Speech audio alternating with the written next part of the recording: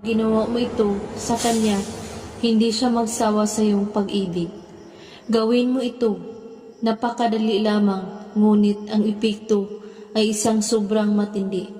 Ang una mong gagawin ay linisin mo ang iyong isipan, pakalmahin mo ang iyong katawan, at subukang tanggalin ang kahit anong sagabal o babag sa iyong isipan.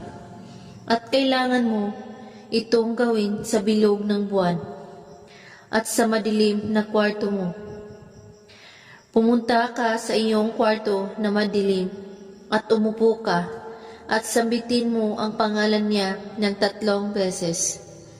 At na para bang tinatawag mo siya at banggitin mo ito. Dies malipos puntundok. At pagkatapos, kunin mo ang iyong salamin at pumikit ka habang nakaharap ka sa salamin at sambitin mo ito.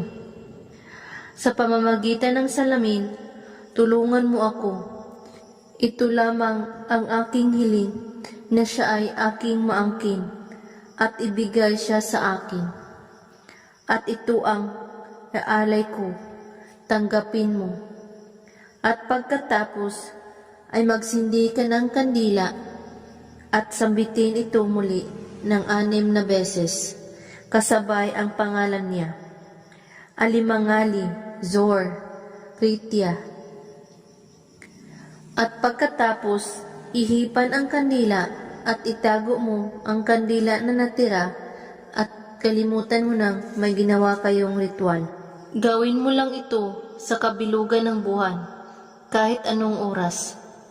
At kung may katanungan po kayo ay magko-comment lang po sa baba. Maraming salamat sa panonood. May God bless us all.